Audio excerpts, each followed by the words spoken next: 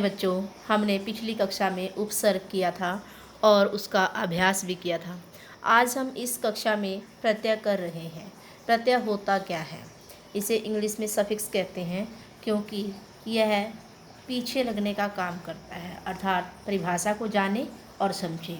वे शब्दांश जो शब्दों के अंत में जुड़कर शब्द के अर्थ में विशेषता या बदलाव ला देते हैं, उन्हें प्रत्यय कहते हैं।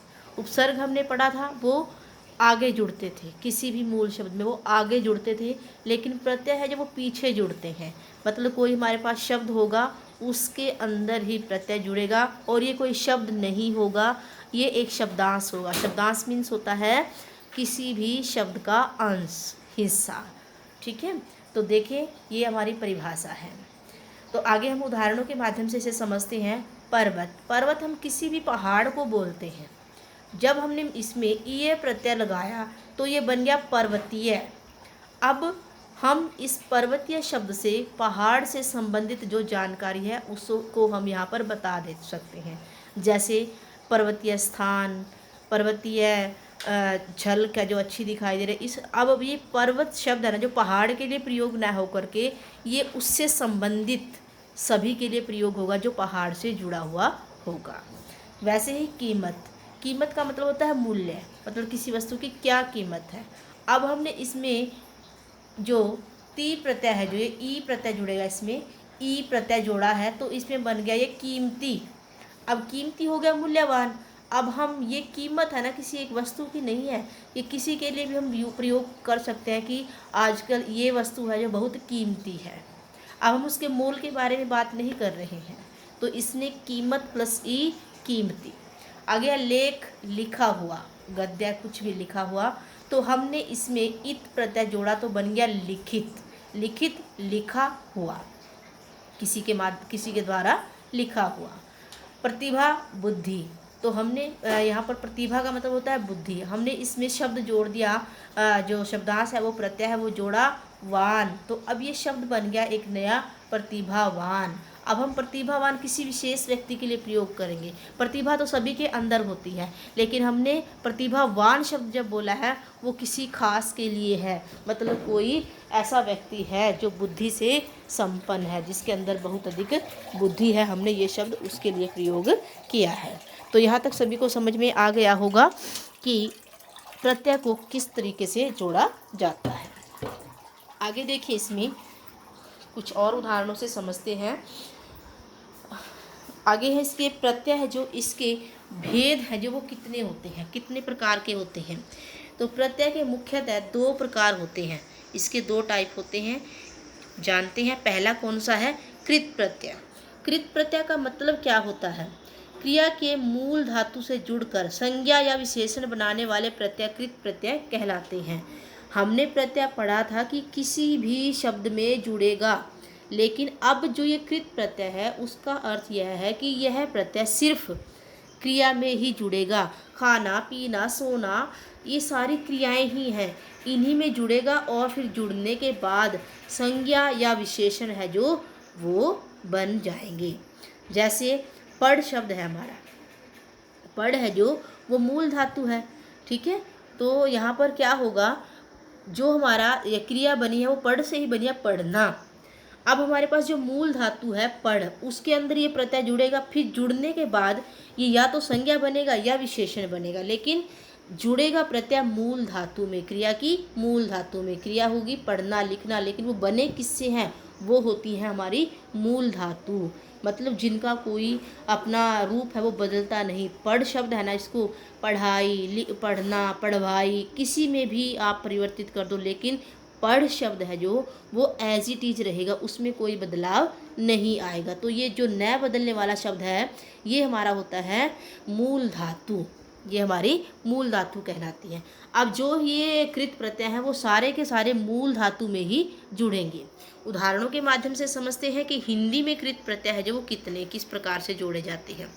अक्ड़ प्रत्यय है, जैसे इसको हमने भूल में जोड़ दिया, भूल यहाँ पर धातु है हमारी, क्योंकि भूल से बनता है भूलना, ठीक है, तो ये क्रिया बन जाएगी। तो मूल धातु हमारी भूल है, तो भूल प्लस अक्ड़ भुलक्कड़, घूम प्लस अक्ड़ घुमक्कड़, ठीक है, भुजक्कड़, ये इस प्रकार से हम प्रत्यय से शब्द बना सकते हैं। आगे अंत, अंत शब्द है जो प्रत्यय है जो वो हमने रट मूल धातु में जोड़ा, बन गया रटंत, घड़ंत।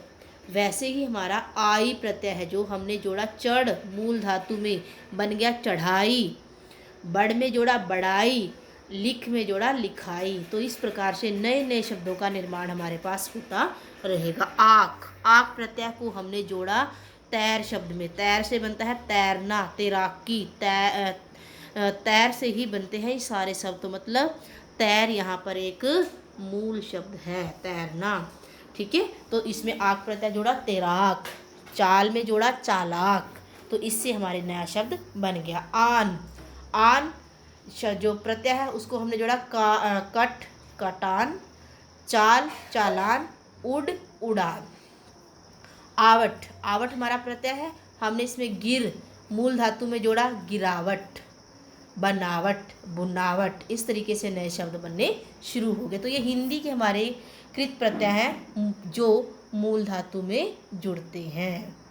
आगे ये इसी प्रकार से हम इनको पढ़ करके नए नए शब्द बना करके इनको हम समझ सकते हैं। ये सारे हमारे हिंदी के प्रत्यय हैं। आगे देखिए बच्चे, संस्कृत के कृत प्रत्यय। अब हिंदी के होते हैं तो संस्कृत के भी होंगे। तो संस्कृत के प्रत्यय देखिए, अन। अब गम शब्द है जो गम प्लस अन गमन, नम प्लस न अन नमन, और जल प्लस अन जलन, और पठ प्लस अन पठन। ये हमारे सारे के सारे हैं जो प्रत्यय संस्कृत के हैं। अब आप ये देखिए, संस्कृत के ही शब्द है जो उसके अंदर ये जो संस्कृत की धातु है उसके अंदर ये जुड़े हुए हैं। आगे है, ये सारे हमारे संस्कृत के हैं। आगे हम दूसरा पाठ पढ़ते हैं इसका। कृत प्रत्यय के अलावा दूसरा पाठ होता है तद्धित प्रत्यय। तद्धित प्रत्यय क्या होता है वो हमें पता होगा। पहले हम इसकी परिभाषा जानेंगे, होता क्या है। क्रिया की धातुओं के अलावा संज्ञा, सर्वनाम, विशेषण आदि शब्दों के साथ जुड़कर नए शब्द बनाने वाले प्रत्यय तद्धित प्रत्यय कहलाते हैं।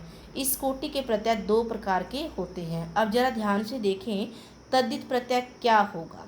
हमने इससे पहले पढ़ा कृत प्रत्यय, वो हमने धातु में जोड़े थे, मूल धातु में जोड़े थे।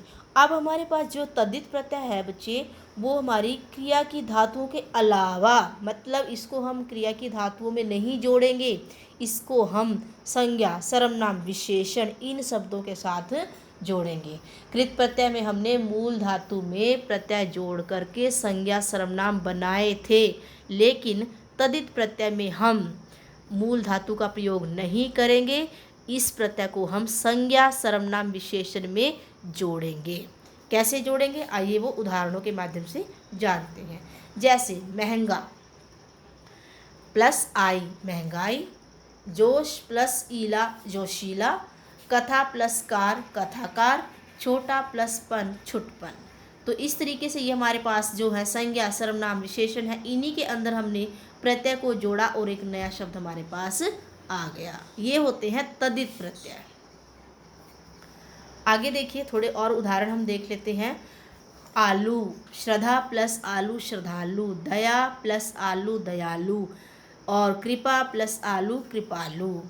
आगे है ईमा, लाल प्लस ईमा लालिमा। अब लाल है जो रंग है, गुणवाचक है, विशेषण है, काला भी विशेषण है, इनमें हमने प्रत्यय जोड़ दिए और हमारे पास नए शब्द आ गए। तो इस प्रकार से हम इनका अभ्यास करके इसको हम सीख सकते हैं। ये सारे ही हमारे तद्धित प्रत्यय हैं। तद्धित, तद्धित मतलब संज्ञा और सर्वनाम में जुड़ने वाले, संज्ञा, विशेषण और सर्वनाम में जुड़ने वाले।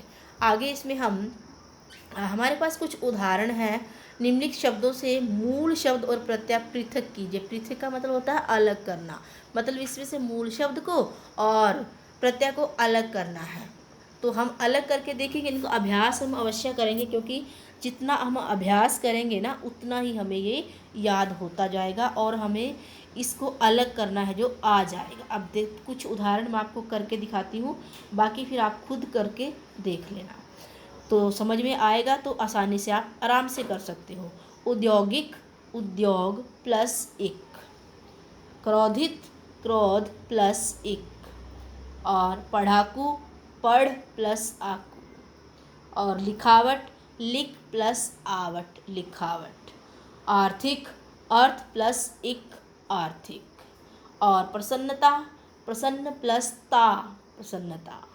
और पहाड़ी पहाड़ी पहाड़ी में एक शब्द दिखाई दे रहा है पहाड़, ऐसे हमने मूल शब्द को अलग करना है, पहाड़ प्लस ई पहाड़ी। और कृपालु कृपा प्लस आलू कृपालु। नैतिक नीति प्लस इक नैतिक। और बहाव बह प्लस आव बहाव। ये हमारे कुछ उदाहरण थे जो हमने किए हैं। इस प्रकार से आप भी अभ्यास करें और इसको समझें। आगे हमारे पास है कुछ निम्नलिखित शब्दों में प्रयुक्त और मूल शब्द प्रत्यय को और मूल शब्द को अलग अलग करके लिखना है, ये भी आपको अभ्यास करना है। इसके बाद है उपसर्गों से दो दो शब्दों की रचना करनी है। ये इम्पॉर्टेंट उपसर्ग हैं जो पेपरों में आते रहते हैं, इनसे हमने दो दो शब्दों का निर्माण करना है। जैसे एक दो मैं करके बता देती हूँ। अति प्लस अधिक अत्यधिक, अति प्लस आचार अत्याचार, ठीक है। और हम से हम प्लस सफ़र हम सफ़र, हम प्लस शकल हम सकल। बे प्लस कार बेकार, बे प्लस गार बेगार, बे प्लस नाम बेनाम। आगे देखिए अध अध प्लस खिला अध खिला, अध प्लस मरा अधमरा। तो इस तरीके से हम इनसे दो दो शब्द बनाकर देख सकते हैं। वैसे ही प्रश्न नंबर 6 में प्रत्ययों से दो दो शब्द बनाने हैं। जैसे आई लिख प्लस आई लिखाई, पढ़ प्लस आई पढ़ाई। और ला दार, ये सारे हमारे प्रत्यय ही हैं, इनसे हम नए शब्द बना सकते हैं। मान है जैसे सम्मान, सम प्लस मान सम्मान। कार कार से हम शब्द बना सकते हैं धिक्कार, धिक प्लस कार धिक्कार। और पन अपना प्लस पन अपनापन। इस तरीके से हमने शब्दों का निर्माण करके देखना है। तो यहाँ तक आपको समझ में आ गया होगा। जो बच्चा इनसे दो दो तीन तीन शब्द बना लेगा और उनको फिर अलग करके देख लेगा कि मूल शब्द क्या है, प्रत्यय क्या है, उपसर्ग क्या है, तो उस बच्चे को ये सब कुछ अच्छे से समझ में आ जाएगा, कहीं से भी कोई भी समस्या नहीं होगी। तो ये हमारा प्रत्यय का टॉपिक था जो हमारा पूरा हो गया, और आशा करती हूँ सभी बच्चों को यह समझ में आया होगा। तो इसको ध्यान से समझिए, और कहीं भी किसी प्रकार की समस्या दिखाई दे रही है तो कमेंट बॉक्स में ज़रूर लिखिए। धन्यवाद। स्वस्थ रहें, मस्त रहें और प्यारे बच्चों पढ़ने में व्यस्त रहें।